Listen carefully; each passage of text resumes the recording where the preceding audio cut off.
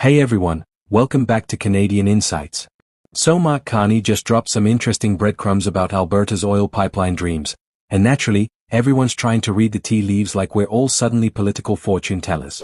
The federal government and Alberta are having what Carney calls constructive talks about a potential pipeline to BC's northern coast, which in political speak usually means, we're talking but nobody panic because nothing's actually signed yet.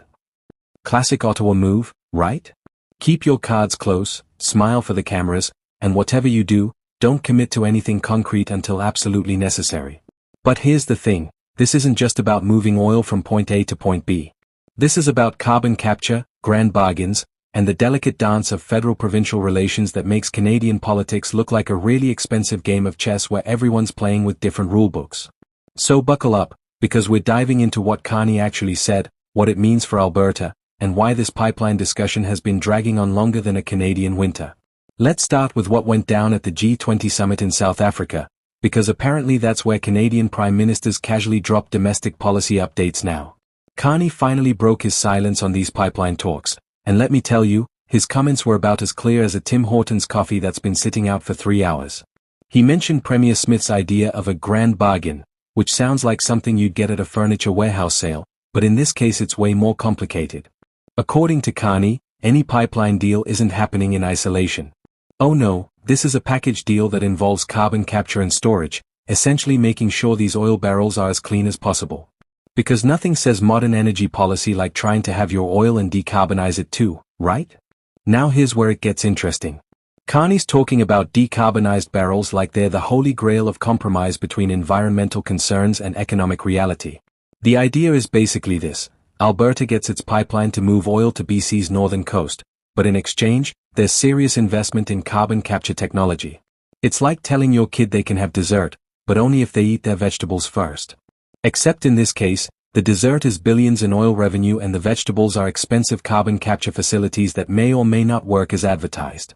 The federal government is essentially trying to thread the needle between keeping Alberta's energy sector happy and not completely abandoning Canada's climate commitments, which is about as easy as it sounds, meaning not easy at all. But wait, there's more to this story, because speculation about this pipeline has been swirling around for weeks like a political tornado. Despite all the rumors and behind-the-scenes whispers, this pipeline didn't make it onto either the first or second list of major projects that Ottawa's fast-tracking for approval. Which raises an obvious question. If these talks are so constructive and everyone's so optimistic, why isn't this thing already on the fast-track list? Well, turns out Alberta said back in October they were planning to submit the application next spring. Next spring. So we're talking about a project that hasn't even officially been applied for yet, but somehow everyone's already negotiating the terms like it's a done deal. Welcome to Canadian infrastructure planning, where we discuss projects for years before anyone actually files the paperwork. When Carney announced his second projects list last week, Premier Smith played the supportive teammate role, saying she was on board with what was included. But she made sure everyone knew the pipeline negotiations were still happening in the background. It's like acknowledging the appetizers are great while reminding everyone you're still waiting on the main course. And when Carney was asked directly if there was a separate grand bargain brewing with Alberta, he pivoted to calling it a memorandum of understanding instead. Because nothing deflects attention quite like throwing around different bureaucratic terminology. Grand bargain sounds too exciting, too concrete. Memorandum of understanding? That's the government equivalent of we're talking, but let's not get ahead of ourselves. So what did Carney actually say at the G20 that's got everyone analyzing his words like they're ancient scrolls?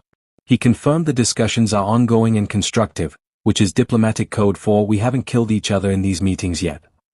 He acknowledged there's a prospect of an agreement, but immediately threw cold water on any excitement by reminding everyone it's not finalized. Then he dropped this gem about how when things aren't final, it's better not to overly speculate. Which is hilarious coming from a prime minister whose government leaks more than a rusty pipeline, but I digress. His caution makes sense though. The last thing anyone wants is to announce a deal that falls apart because someone got too eager and started celebrating before crossing the finish line. We've all seen enough political faceplants to know that premature announcements are the kiss of death.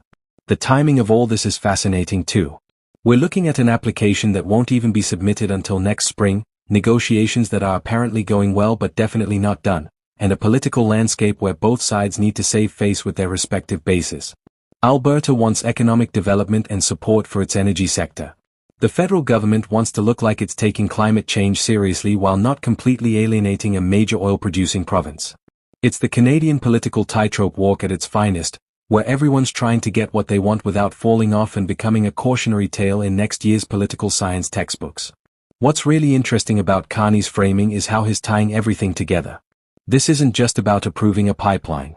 It's about carbon capture investment, it's about Alberta's broader policy landscape, and it's about creating a narrative where supporting oil infrastructure doesn't automatically make you the villain in Canada's climate story.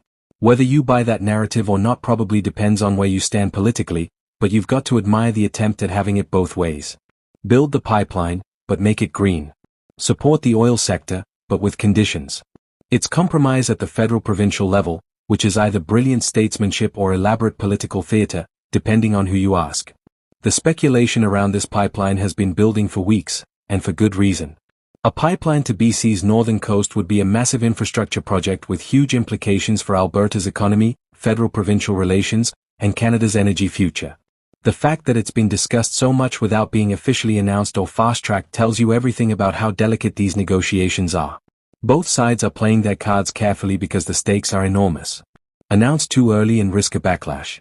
Wait too long and risk losing momentum. It's the political equivalent of trying to time the housing market, except with way more consequences for Canada's economy. So where does this leave us? Well, we've got a Prime Minister saying talks are constructive but nothing's final. We've got an Alberta Premier who wants her grand bargain. We've got carbon capture requirements being floated as the price of admission. And we've got an application that won't even be submitted for months. In other words, we're in classic Canadian political limbo, where everyone's optimistic but nobody's committing, and the only certainty is that we'll be talking about this for a long time to come. Whether this pipeline actually gets built, when it might happen, and what the final terms look like are all still up in the air.